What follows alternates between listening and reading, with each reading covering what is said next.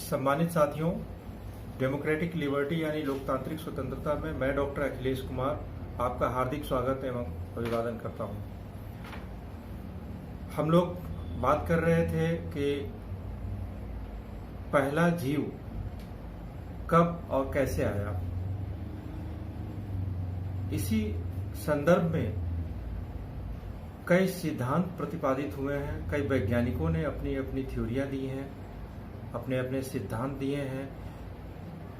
इसी कड़ी में एक सिद्धांत है उष्ण जलीय रंध्र यानी हाइड्रोथर्मल वेंट सिद्धांत, प्रिंसिपल, ये थ्योरी। इसके हिसाब से लंबे समय से चले आ रहे ओपेरिन और हाल्डेन के विचार को उस समय गहरा धक्का लगा जब कई युवा वैज्ञानिकों ने इस बात से असहमति जताई कि आदि सूप यानी प्रिमिटिव जो सूप का कंसेप्ट था, सूप बना था, उसमें जन्मे प्रथम जीव ने अपनी ऊर्जीय आवश्यकताओं के पूर्ति के लिए अवायु श्वसन यानी बिना हवा का श्वसन प्रारंभ किया होगा। उनका कहना है कि ओपेरिन और हाल्डेन के विचार जैव और्जिकी और ऊष्मागतिकी सिद्धांतों के अनुरूप नहीं है। प्रोफेसर विलियम मार्टिन के निर्देशन में भू रसायनज्ञ माइकल रूसेल ने जीव की प्रथम उत्पत्ति का वैकल्पिक सिद्धांत प्रस्तुत किया। उष्णजलीय रंध्र यानी हाइड्रोथर्मल वेंट सिद्धांत के नाम से इस सिद्धांत में कहा गया कि जीव की उत्पत्ति आदि सूप यानी प्रिमिटिव सूप जो बना था उसमें नहीं होकर समुद्र के पेंदे में, बेस में जो धात्विक लवण हैं उनसे बने हुए चट्टानों में बने सूक्ष्म उष्णजलीय रंध्रों यानी छेद, बिल्कुल माइक्रो लेवल के जो छिद्र थे, रंध्र थे, उसमें हुई होगी। जल में विलेय हाइड्रोजन, कार्बन डाइऑक्साइड, नाइट्रोजन तथा हाइड्रोजन सल्फाइड गैसों में इन रंध्रों ने प्रवेश कर विभिन्न प्रकार के कार्बनिक यौगों का जन्म दिया होगा। इस प्रकार इन रंध्रों में स्थित इसके मध्य में ठीक वैसे ही रासायनिक प्रवणता स्थापित हुई होगी जैसे वर्तमान कोशिका में उत्पन्न होती है। प्रारंभिक जीव ने रासायनिक परासरण के माध्यम से रासायनिक प्रवणता का उपयोग कर ऊर्जा की वैश्विक मुद्रा एटीपी यानी एडिनोसिन ट्राइफॉस्फेट या उनके समकक्ष किसी अन्य का उपयोग किया होगा। इस प्रकार प्रारंभिक जीवन अपनी ऊर्जा आवश्यकताओं की पूर्ति हेतु धरती पर निर्भर रहा होगा। कालांतर में जीवन ने अपना स्वयं का प्रोटॉन प्रवणता तंत्र विकसित कर इलेक्ट्रॉन का स्थानांतरण करना सीखा होगा। इस सिद्धांत के प्रतिपादकों का मानना है कि हाइड्रोजन ने प्रथम इलेक्ट्रॉन दाता तथा कार्बन डाइऑक्साइड ने प्रथम इलेक्ट्रॉन ग्राह्यता की भूमिका निभाई होगी। अपना ऊर्जा उत्पादन तंत्र विकसित करने के बाद जीवन सूक्ष्म उष्णजलीय रंध्रों से बाहर स्वतंत्र जीवन जीने लगा होगा। आज सभी जीव वैज्ञानिक जीव रासायनिक परासरणी है। प्रथम जीव भी ऐसा ही रहा होगा। अब हम जानते हैं कि आरएनए विश्व क्या था। आरएनए विश्व ये कौन सा समय था जिस पर कुछ वैज्ञानिकों को इसके खोज की वजह से नोबेल प्राइज से नवाजा गया था। वर्तमान जीवन पूर्णतः डीएनए पर आधारित है। डीएनए में संग्रहित सूचना के केंद्रक के बाहर द्रव्य में आरएनए ले जाता है। किसी भी सूचना को डीएनए से उस न्यूक्लियस से बाहर, केंद्रक से बाहर आरएनए ले जाता है। कोशिका द्रव्य में उपस्थित राइबोजाइम डीएनए से प्राप्त सूचना के अनुरूप प्रोटीन यानी एंजाइम का संश्लेषण करते हैं। प्रोटीन के उत्प्रेरण से ही जीवन की सभी क्रियाएं निर्देशित होती हैं। कोशिका में सभी प्रकार के निर्माण होते हैं।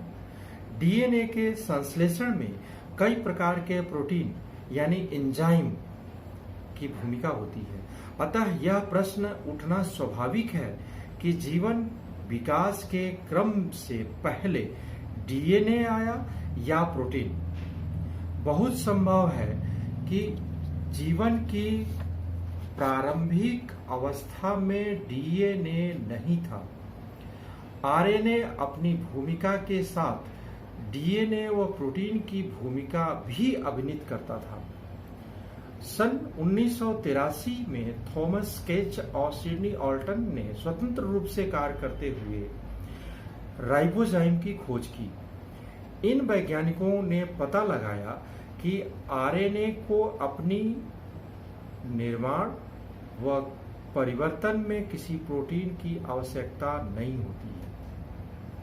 प्रोटीन की तरह कार्य कर सकने वाले आरएनए को ही राइबोजाइम का नाम दिया गया था। इस परिकल्पना के अनुसार एक समय ऐसा था जब अणु जगत की सुप्रीमो आरएनए था। उस काल को आरएनए विश्व के नाम से जाना जाता है। आरएनए विश्व की अवधारणा विकसित करने पर थॉमस केच तथा सिडनी ऑल्टन को नोबेल पुरस्कार प्रदान किया गया। वैज्ञानिकों का मानना है कि बाद में डीएनए ने आरएनए की कई भूमिकाओं को उससे छीन लिया।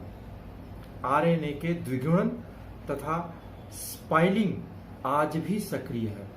यह प्रश्न विचारणीय है कि आरएनए संश्लेषण की क्रिया प्रणाली भी इतनी ही सरल तो नहीं कि जीवन के प्रारंभ से इसकी भूमिका को स्वीकार कर किया जाए।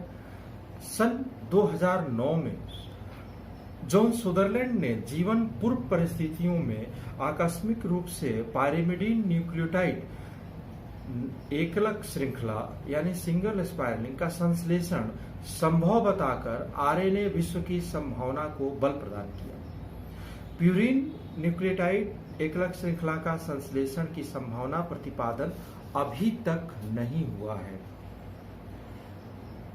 अब हम जानते हैं कि कंप्लीटनेस या टोटलिटी, इंटायरिटी, होलनेस यानी हिंदी में समहस्तता का विकास कैसे हुआ और इसका मतलब क्या है। जैविक अमीनो एसिड, शर्करा आदि ऑर्गेनिक कंपाउंड होते हैं और प्रकाश की सिमेट्री यानी समावयवता का गुण प्रदर्शित करते हैं। इनके अणु प्रतिबिंब के आकृति लिए हुए रूप में होते हैं। एक रूप समध्रुवी प्रकाश को बाईं ओर तो दूसरा रूप समध्रुवी प्रकाश को अपनी दाईं ओर घुमाने का गुण रखता है। पहले प्रकार के अणुओं को वामहस्त तथा दूसरे प्रकार के अणुओं को दक्षिण हस्त अणु कहते हैं। प्रयोगशाला में इनका निर्माण करने पर दोनों रूप साथ साथ वो समान मात्रा में बनते हैं। एक अनुपात एक के इस रैसमिक मिश्रण का समध्रुवित प्रकाश का पर कोई असर नहीं होता। आश्चर्य की बात है कि जीवन की संरचना में लगे असीमित अणु, अमीनो एसिड, शर्कराएं आदि समहस्ता प्रदर्शित करते केवल वामहस्ती अमीनो एसिड ही प्रोटीन बनाने तथा दक्षिण हस्त अमीनो एसिड शर्करा नाभिकीय अम्लों के निर्माण में उपयोगी होती हैं। अध्ययन से पता चलता है कि समहस्ता जीवन की अनिवार्यता है। समहस्ता यानी टोटलिटी, कंप्लीटनेस, ये जीवन की आवश्यकता है। इस पर ध्यान देने की आवश्यकता है। कई दशकों से अनुसंधानकर्ता इस चमत्कार का जवाब खोजते रहे हैं कि समहस्ता यानी टोटलिटी व जीवन के का साथ कब से और किस कारण से हुआ। हाल ही में हुए कुछ अध्ययनों से इस बात का पता चला है कि जीवन के साथ समहस्ता यानी कंप्लीटनेस, टोटलिटी का जुड़ाव कोई चमत्कार न होकर एक प्राकृतिक घटना है। इस विषय में पहला प्रमाण मुरलीकृष्ण उल्का के अध्ययन से प्राप्त हुआ है। मुरलीकृष्ण उल्का का नामकरण ऑस्ट्रेलिया के उस स्थान के नाम पर किया गया है जहां 28 सितंबर सन 1969 को यह उल्कापात हुआ था। इस उल्का का रासायनिक विश्लेषण करने पर अन्य पदार्थों के साथ उसमें कई प्रकार के अमीनो अम्ल पाए गए। इनमें कुछ अमीनो एसिड वे थे जो पृथ्वी के जीवों में पाए जाते हैं, तो कई अमीनो एसिड ऐसे भी थे जो प्रोटीन बनाने में काम नहीं आते हैं। हमारी रुचि इस बात में है कि मुरलीकृष्ण उल्का में पाई गई अमीनो एसिड के वाम व दक्षिण हस्त रूप बराबर अनुपात में नहीं थे। ग्लोविन तथा डोरिकन ने एक अध्ययन में वाम हस्ती आइसोवेलिन की मात्रा उसके दक्षिण हस्ती रूप में 18% अधिक पाई। इससे इस बात का संकेत मिलता है कि समहस्ता यानी टोटलिटी के गुण का विकास किसी उत्प्रेरक क्रिया के कारण प्रकृति में उत्पन्न हुई होगी। बाद में अध्ययनों में पाया गया कि कई प्रकार के धात्विक क्रिस्टल के प्रभाव से या अन्य किसी रसायन के प्रभाव से वामहस्त या दक्षिण रूप अणुओं का अनुपात बढ़ जाता है। वैज्ञानिकों का कहना है कि एमिनो एसिड में समहस्तता जीवन पूर्व काल में स्थापित हो गई होगी तथा बाद में एंजाइम के रूप में इसका प्रभाव शर्करा पर हुआ होगा। आगे के अनुसंधान इस बात को और भी स्पष्ट कर सकेंगे। इन्हीं बातों के साथ मैं अभी आपसे विदा लेता हूं। आपका बहुत बहुत आभार, बहुत बहुत धन्यवाद।